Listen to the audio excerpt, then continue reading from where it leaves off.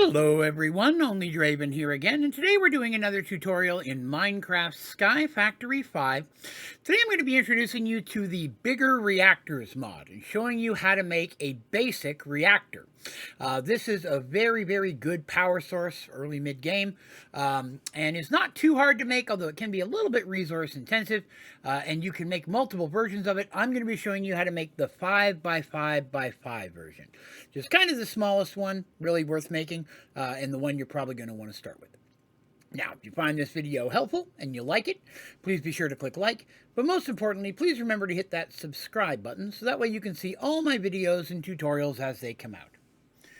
Alright, so we're going to need some different components. So first of all, we're going to need reactor casings. Okay, so reactor casing is going to be 4 iron ingots, 4 graphite ingots, and you can get graphite from smelting coal or charcoal, and uranium ingots. You're also going to need a reactor terminal, which is going to be 4 of those reactor casings we just made, 2 uranium ingots, a diamond, and a piece of redstone. We're going to need reactor access ports, so that's going to be 4 more reactor casings, a piston, and a chest. We're going to need reactor power tap, which again is 4 reactor casings and 4 redstone. We're going to need reactor control rods, which is 4 reactor casings, 3 graphite ingots, 1 uranium ingot, and a redstone. And we're going to need reactor fuel rods, and that's going to be 6 iron ingots, 2 graphite ingots, and a uranium ingot.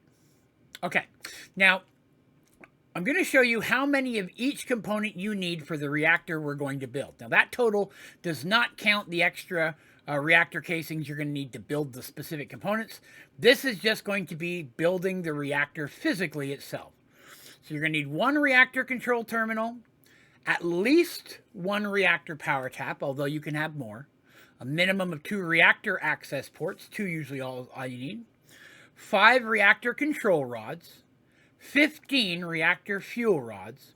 We're also going to need 12 blocks of diamond or emerald. These are going to act as the coolant for this reactor. In the version that I'm making, it's passive, and these are the easiest ones to really get a hold of that do a good job. You're also going to need, as you can see, of the actual reactor casings to build the frame itself, 89 reactor casings. Now that's going to build the reactor, and then to make it work, we're also going to have a couple chests, item cables, energy cables, a wrench from the cyclic mod to use those, and uranium ingots is what we're going to use as our fuel. So let's go ahead and build the reactor itself, and then we'll take a look at how to set it up and use it. Okay, so let me grab all these. All right, so again, this is going to be a 5x5x5 reactor. So we're going to start by doing 5, and we're going to do 5 rows of that. Okay, so 25 blocks on the bottom. We're going to take our reactor terminal, we're going to put it in the front, right here. We're going to take 2 reactor access ports, and we're going to put those here, leave a space in between. And I'm going to take my this one here, which is the reactor power tap. I'm going to put it in the middle. Now, if you have 2 of these, I would recommend putting them on the left and right, leaving a space in the middle like you did here. Now, I'm placing them on the side like this just because I prefer that layout, but they don't have to be. You can have these components on the same side. You could have them all on the front. You could have some on the side and the front. This is just the layout I use, which I find to be the easiest. Okay? Now, that's going to be that. We're going to go ahead and finish out that second row around the edge with more reactor casings. Okay? Now we're going to do reactor casings all the way around for the next 2 levels. Right? We're leaving the middle hollow for now. There we go. So right now it's 4 high. So we're going to do 1 more level on top, but we're going to come back to that. Next we need to work with kind of the insides. What we're going to do is we're going to take our reactor fuel rods, and we're going to make a little plus sign. Just like that, okay? And we're going to do that 3 times, which should take us to the top of this 4th row that we're in right now. We're then going to take our diamond or emerald blocks, or whatever you're using as your coolant, and we're going to set those in the extra spaces in between. So now at this point, the inside of our reactor is completely full as well. So we have the top level to do. Now this is where we take our reactor control rods, or our reactor control rods here, and we're going to set those on top of the fuel rods. That's where the 5 will go, and that same plus sign as before. And then we're going to finish out the top of the entire thing using some more of our casings. Now, I haven't put the last one in yet, and there's a reason why. If you've built this correctly, when you put the last block in, you get that. The visual effect will cause it to change and become one solid reactor. Okay?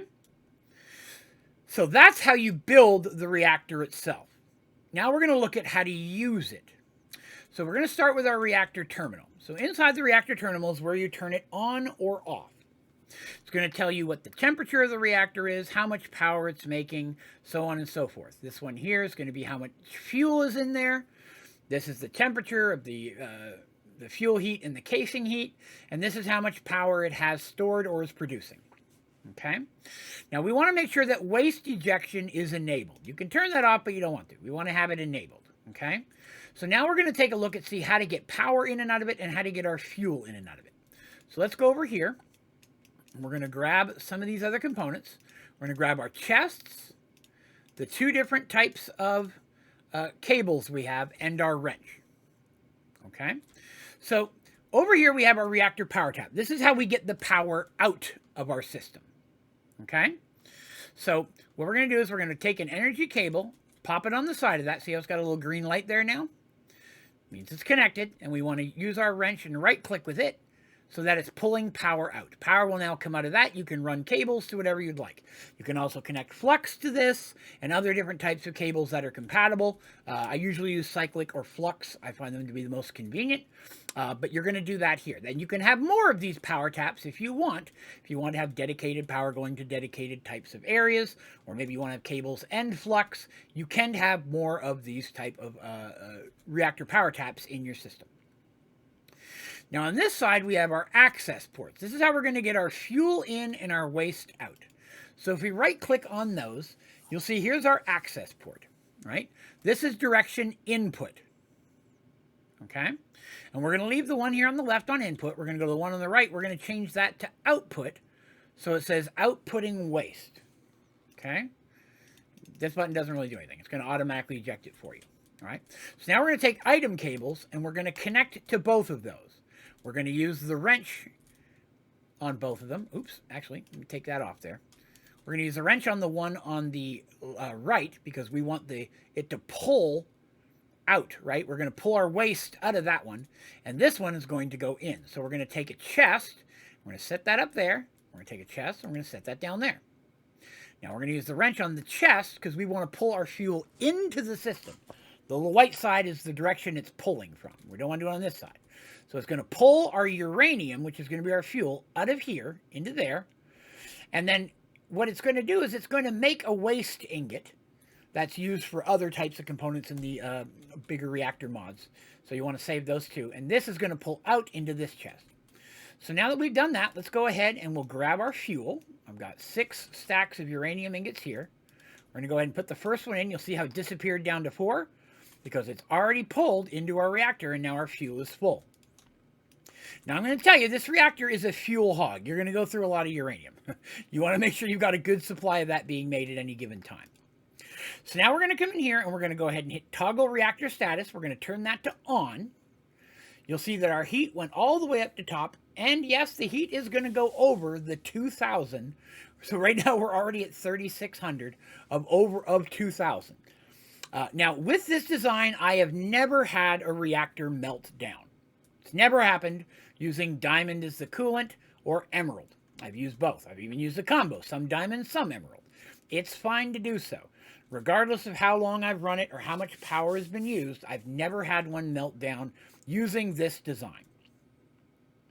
Now, as it pulls, and as I said, as it pulls our fuel out, our uranium, it will eventually start kicking cyanite, which is our waste. Cyanite ingots will go into here. Now, you're going to keep an eye on this, because if this chest gets full and it can't pull fuel out, it is going to stop. Your reactor will stop producing power. This power will start to go down and drain. Now, that is a 5x5x5 reactor from the Bigger Reactors mod. That's going to provide you a lot of power early on. And this is only the beginning of these type of reactors. They can actually be excessively gigantic. There's even an achievement for this pack to make one 186, I believe. No, it's 128 by 128 by 192. That is a massive, massive reactor. And we're going to look at other reactors and larger versions in other tutorials. But this will get you started early on. Highly recommend making this as soon as you can, once you've got enough uranium resources coming in. And this is going to do you quite a bit of power for a while. All right. So that's a basic introduction to this mod pack, this mod in the Sky Factory 5 pack, and probably one of the best power producers in it. If you have any questions about this tutorial or any of my tutorials, please be sure to put that down in the comment section. I'll do my best to get back with you as quickly as I possibly can, as well as any recommendations or suggestions for other tutorials you'd like to see in Sky Factory 5. I'm always looking for new ideas. You can also go to my website, Onlydraven.com. Bottom of the homepage is a place you can submit questions, recommendations, or suggestions via email. While you're there, I recommend checking out the website. A lot of fun stuff there as well. But that is going to do me for today. Thank you very much for watching. Have a great day.